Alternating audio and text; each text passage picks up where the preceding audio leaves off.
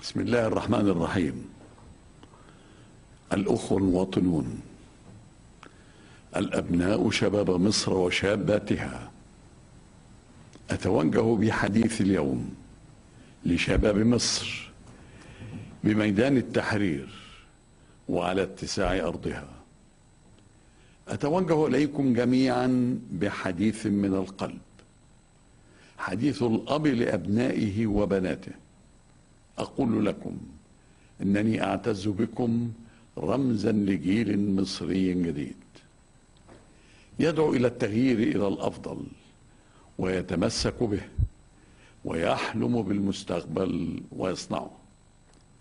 أقول لكم قبل كل شيء أن دماء شهدائكم وجرحاكم لن تضيع هدرا، وأؤكد أنني لن أتهاون في معاقبة المتسببين عنها بكل الشدة والحسم، وسأحاسب الذين أجرموا في حق شبابنا بأقصى ما تقرره أحكام القانون من عقوبات رادعة.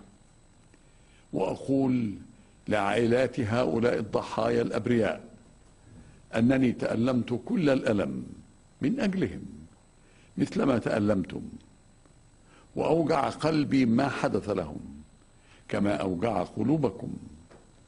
أقول لكم أن استجابتي لصوتكم ورسالتكم ومطالبكم هو التزام لا رجعة فيه، وإنني عازم كل العزم على الوفاء بما تعهدت به بكل الجدية والصدق، وحريص كل الحرص على تنفيذه دون ارتداد أو عودة إلى الوراء. إن هذا الالتزام ينطلق من اقتناع أكيد بصدق ونقاء نواياكم وتحرككم، وبأن مطالبكم هي مطالب عادلة ومشروعة. فالأخطاء واردة في أي نظام سياسي وفي أي دولة، لكن المهم هو الاعتراف بها وتصحيحها في أسرع وقت ومحاسبة مرتكبيها. وأقول لكم أنني كرئيس للجمهورية لا أجد حرجا أو غضاضة أبدا في الاستماع لشباب بلادي والتجاوب معه، لكن الحرج كل الحرج والعيب كل العيب، وما لم ولن أقبله أبدا أن أستمع لإملاءات أجنبية تأتي من الخارج أيا كانت مصدرها وأيا كانت ذرائعها أو مبرراتها. الأبناء شباب مصر، الإخوة المواطنون، لقد أعلنت بعبارات لا تحتمل الجدل أو التأويل عدم ترشيحي للانتخابات الرئاسية المقبلة، مكتفيا بما قدمته من عطاء للوطن لأكثر من 60 عاما في سنوات الحرب والسلام. أعلنت تمسكي بذلك، وأعلنت تمسكا مماثلا وبذات القدر بالمضي في النهوض بمسؤوليتي في حماية الدستور ومصالح الشعب حتى يتم تسليم السلطة والمسؤولية لمن يختاره الناخبون شهر سبتمبر المقبل في انتخابات حرة ونزيهة توفر لها الضمانات الحرية والنزاهة. ذلك هو القسم الذي أقسمته أمام الله والوطن، وسوف أحافظ عليه حتى نبلغ بمصر وشعبها بر الأمان. لقد طرحت رؤية محددة للخروج من الأزمة الراهنة ولتحقيق ما دعا إليه الشباب والمواطنون بما يحترم الشرعية الدستورية ولا يقوضها، وعلى نحو يحقق استقرار مجتمعنا ومطالب أبنائه، ويطرح في ذات الوقت إطارا متفقا عليه للانتقال السلمي للسلطة من خلال حوار مسؤول بين كافة قوى المجتمع وبأقصى قدر من الصدق والشفافية. طرحت هذه الرؤية ملتزما بمسؤوليتي في الخروج بالوطن من هذه الأوقات العصيبة، وأتابع المضي في تحقيقها أولا بأول، بل ساعة بساعة، متطلعا لدعم ومساندة كل حريص على مصر وشعبها كي ننجح في تحويلها لواقع ملموس وفق توافق وطني عريض ومتسع القاعدة تسهر على ضمان تنفيذه قواتنا المسلحة الباسلة. لقد بدأنا بالفعل حوارا وطنيا بناء يضم شباب مصر الذين قادوا الدعوة إلى التغيير وكافة القوى السياسية، ولقد أسفر هذا الحوار عن توافق مبدئي في الآراء والمواقف يضع أقدامنا على بداية الطريق الصحيح للخروج من الأزمة، ويتعين مواصلته للانتقال به من الخطوط العريضة لما تم الاتفاق عليه إلى خريطة طريق واضحة وبجدول زمني محدد تمضي يوما بعد يوم على طريق الانتقال السلمي للسلطة من الآن وحتى سبتمبر المقبل. إن هذا الحوار الوطني قد تلاقى حول تشكيل لجنة دستورية تتولى دراسة التعديلات المطلوبة في الدستور وما تقتضيه من تعديلات تشريعية، كما تلاقى حول تشكيل لجنة للمتابعة تتولى متابعة التنفيذ الأمين لما تعهدت به أمام الشعب. ولقد حرصت على أن يأتي تشكيل كلتا اللجنتين من الشخصيات المصرية المشهود لها بالاستقلال والتجرد، ومن فقهاء القانون الدستوري ورجال القضاء. وفضلا عن ذلك فإنني إزاء ما فقدناه من شهداء من أبناء مصر في أحداث مأساوية حزينة أوجعت قلوبنا وهزت ضمير الوطن، أصدرت تعليماتي بسرعة الانتهاء من التحقيقات حول أحداث الأسبوع الماضي وإحالة نتائجها على الفور إلى النائب العام ليتخذ بشأنها ما يلزم من إجراءات قانونية رادعة. ولقد تلقيت بالأمس التقرير الأول بالتعديلات الدستورية ذات الأولوية المقترحة من اللجنة التي شكلتها من رجال القضاء وفقهاء القانون لدراسة التعديلات الدستورية والتشريعية المطلوبة.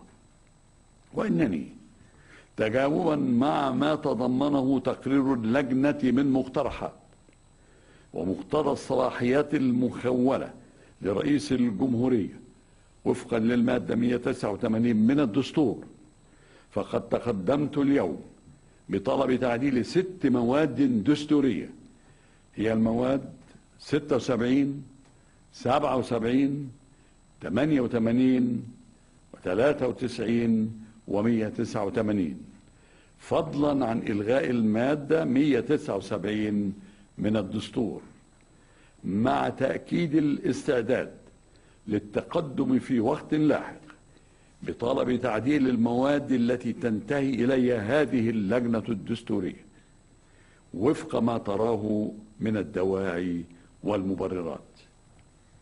تستهدف هذه التعديلات ذات الأولوية تيسير شروط الترشيح لرئاسة الجمهورية واعتماد عدد محدد لمدد الرئاسة تحقيقا لتداول السلطة، وتعزيز ضوابط الإشراف على الانتخابات ضمانا لحريتها ونزاهتها.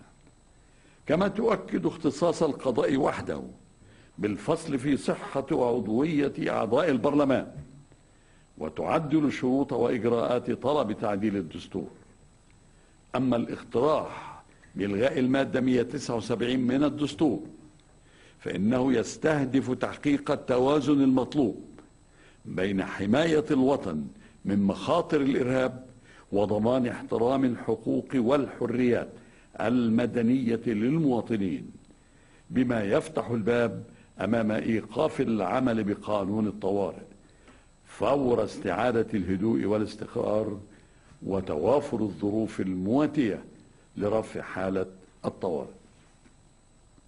الإخوة المواطنون، إن الأولوية الآن هي استعادة الثقة بين المصريين بعضهم البعض، والثقة في اقتصادنا وسمعتنا الدولية، والثقة في أن التغيير والتحول الذي بدأناه لا ارتداد عنه أو رجعة فيه.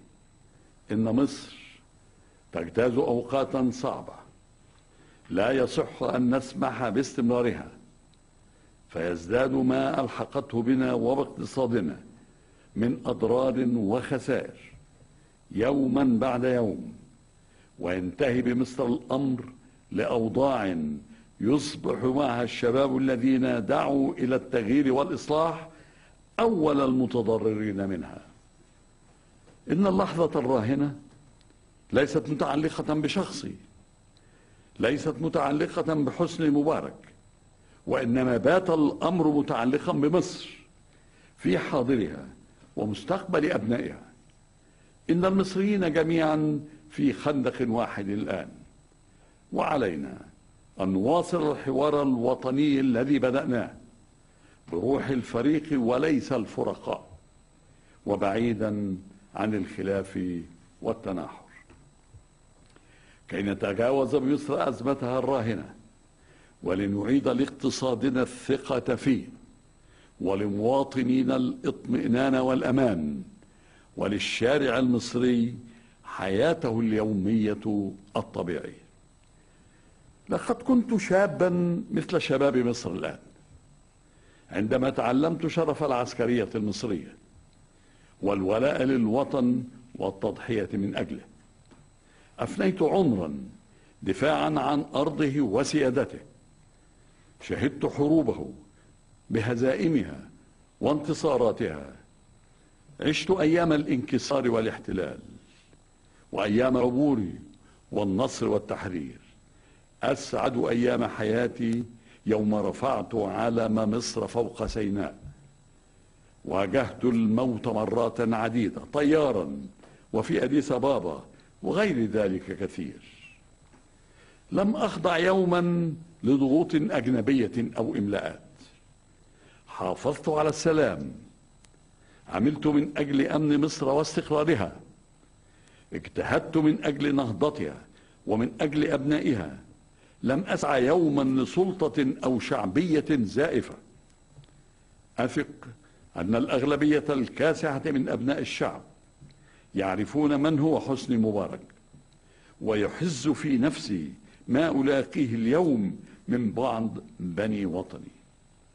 وعلى أي حال، فإنني إذ أعي تماما خطورة المفترق الصعب الحالي، واقتناعا من جانبي بأن مصر تجتاز لحظة فارقة في تاريخها تفرض علينا جميعا تغليب المصلحة العليا للوطن، وأن نضع مصر أولا فوق أي اعتبار وكل اعتبار آخر. فقد رأيت تفويض نائب رئيس الجمهورية في اختصاصات رئيس الجمهورية على النحو الذي يحدده الدستور. إنني أعلم علم اليقين أن مصر سوف تتجاوز أزمتها، لن تنكسر إرادة شعبها، ستقف على أقدامها من جديد بصدق وإخلاص أبنائها، كل أبنائها، وسترد كيد الكائدين وشماتة الشامتين. سنثبت نحن المصريين قدرتنا على تحقيق مطالب الشعب بالحوار المتحضر والواعي.